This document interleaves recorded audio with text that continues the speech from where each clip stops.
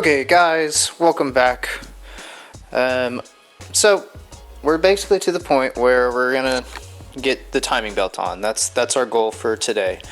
I went ahead and purchased one of these. The automatic cars don't have these. I'm guessing because there's no jolts from shifting and suddenly letting off the throttle, since you have that torque plate or torque converter on there. So we have our two cams left to do. Of course, our top one's our AVCS cam because it's a single AVCS car, and then this is our bottom one is our non-AVCS exhaust side. So this guy, the fatter one, goes on the bottom, and then this skinnier one goes on top to let oil, I guess, or just to seal the oil passages back there. So that being said, I'm going to take this. I'm going to put a little bit of oil on the inside of this just to help it slide down the shaft. I've already cleaned out the inside of this pretty well, but just kind of double check with your finger. So I've got my little thing of oil here. Just gonna do that. And take some oil and just oil that guy up. You don't want to get any oil on the outside of this because it won't seal that well. Looks like I managed to get some RTV on there. But so just kind of get this onto your cam here, like so. Now you can try to push that in like that if you want. However, my buddy gave me a special tool for this.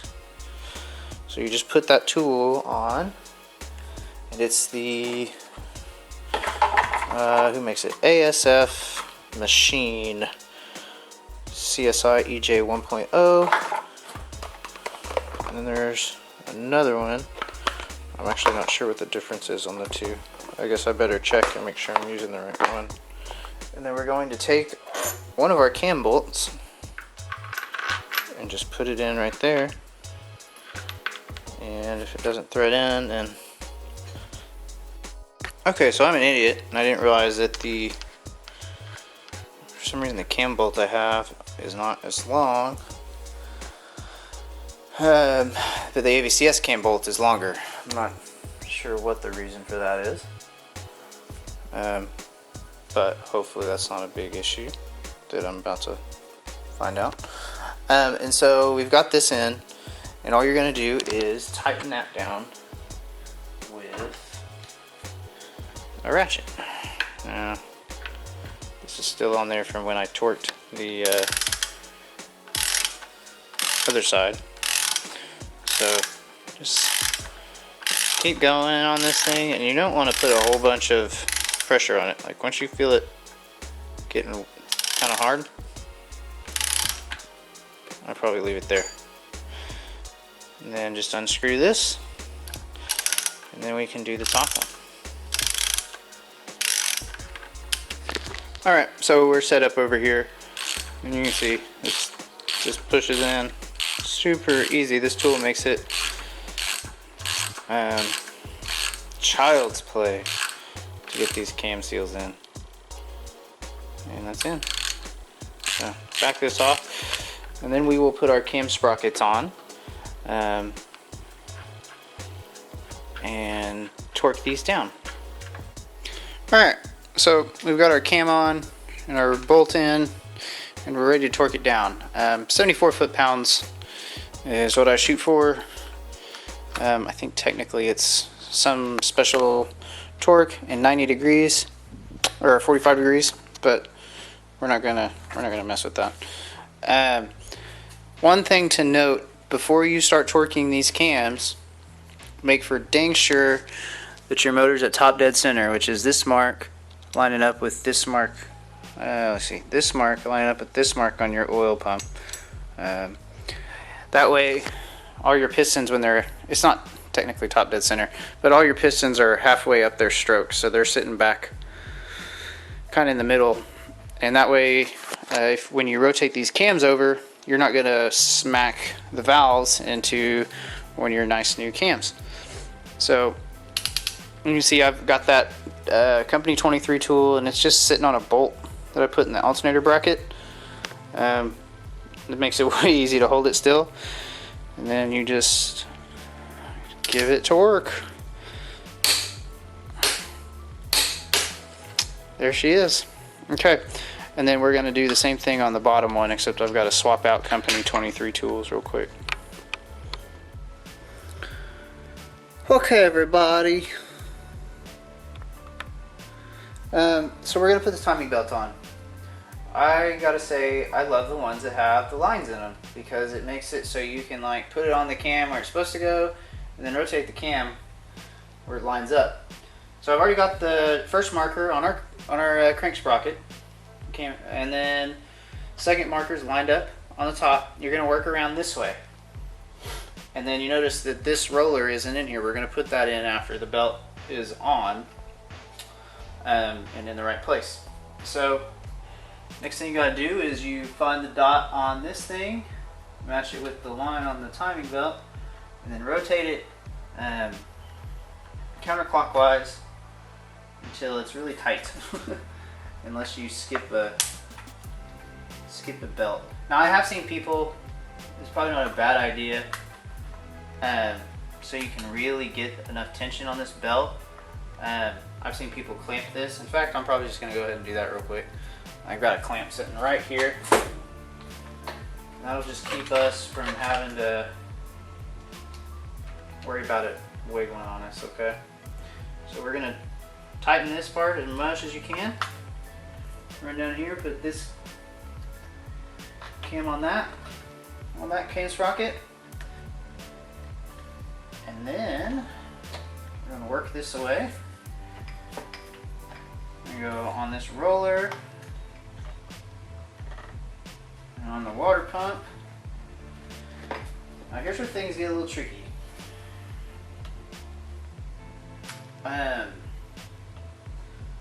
Need to rotate this around. Looks like I'm gonna have to get my socket in order to do that. Now remember, we're at top dead center, so we're not gonna smash into anything by rolling this over. And of course you want the two dots to line up. So we're gonna get this one about where we want it.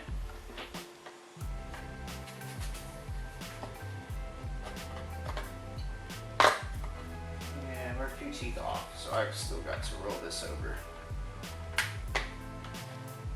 Don't worry about getting it, like I said, if you got the lines on the belt, you don't have to get it exactly lined up yet.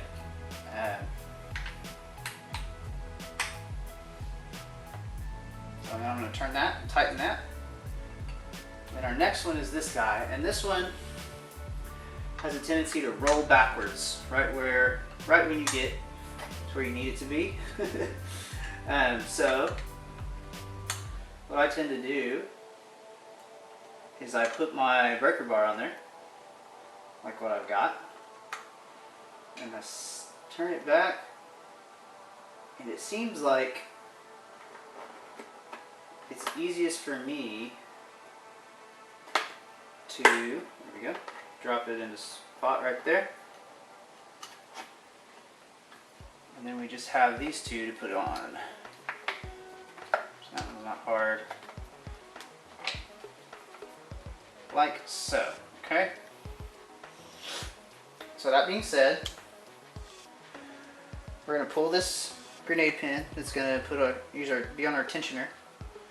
And you might have to, I had to use an Allen key because I lose things. So I'm gonna have to go get some pliers and pull that grenade pin. And then we're gonna roll this side over just slightly. In fact, we may go ahead and do that. Just make sure that this belt doesn't slip off. And then we will put everything, we'll put this roller in before we pull the grenade pin actually. So that's kind of our next step, is to put that roller in. I'm gonna double check and make sure all these lines are on. I'm not gonna do that on camera. You guys understand that, right? Make sure all the lines are exactly on the cam lines. There's single lines, they're supposed to line up. The double line on the cam sprocket is supposed to line up like this when it's completely at top dead center. So I'm gonna double check all my lines before I go any further, and I'll show you kind of the next step after that. Okay, just to clarify, this is the one that I left on till later, and it's easiest just to pull up the belt, and you kind of have to tilt it up and get it threaded in, and then you notice your belt's mostly tight, and we haven't even pulled our tensioner yet. So we're gonna double check our lines are good here. Go over on this side, see our line on our cam is good. And it's okay if we're slightly off right now, because we know our belt is in the right spot, and that's what matters right now. So we can, actually I'm gonna go ahead and pull the pin just in case. I doubt that it matters if I take that off first, but all right. Now give that tensioner a second to kind of undone, like come out. It's not like a really fast reacting one. And then, so now we should be completely in time. I'm gonna rotate everything over to top dead center and make sure that when all of our cam sprockets are at top dead center, that our crank sprocket is at top dead center as well. And then from there, I'm gonna rotate the motor over, I don't know, probably four whole times. Each 2 rotations of this one is 1 rotation of these, so 4 times will be two complete cycles. So I'm going to do that next with the 22 mil and the cam sprocket bolt. But like I said, just double check it after you're done. Like what that took me maybe 10 minutes to do. Subaru timing is not that hard. It seems intimidating, but it's literally lining the lines on the belt up with the lines on the cam sprockets. Now, if you got a belt that doesn't have those lines on it, then you're going to have to be much more diligent about making sure your cams stay in time. But I would prefer the belt because it's easier to rotate these cams backwards slightly, put the line up, and then rotate them back over, rather than trying to cram the belt on there and keep it still. Because this guy likes to spring this way. And like I said, what I like to do to keep that from happening is if you just hang a breaker bar on there, just the weight of it will kind of keep it from doing that. But if it does go, watch out, because it's throwing a foot-long bar around. But so I'm going to rotate this thing around and just double check it. But that's it. That's our timing. And everything left, you know, we've got our TGVs on. I need to tighten the bolts down. And then I'm waiting on some fuel rails and stuff like that, and then I've got to do all the hoses, the oil lines and stuff like that that go on. In fact, I probably should have done those before I put my timing belt on, so hopefully I can maneuver around that without having too many problems. Okay, I checked timing. Everything is spot on. I went around 2 revolutions. You can see we're still right where we need to be. On our cam sprockets right there. So the next thing I'm going to do is I'm going to put our guide on. Now I bought this because it's an auto car. Somebody gave me this nifty little thing. You just stick it in there and it's supposed to put the right gap in there. That's pretty cool, right? Now I don't expect you all to have a specialty tool. I got this from a local engine builder that just had a ton of them, so he didn't care about letting them go. But you can also use like a business card folded in half, like doubled up. There is a spec to it. You can use a feeler gauge or whatever you want.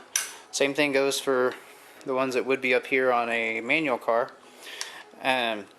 So we're gonna tighten this down and then just pull this out.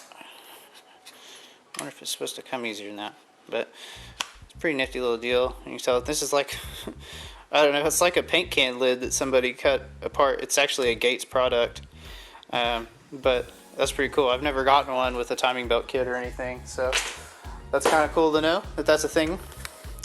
So there we are, we're all timed up. So next thing, I'm just going to start putting hoses on.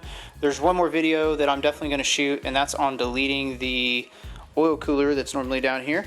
So I'm going to flip this motor over and probably film that next, just to go ahead and get that out of the way.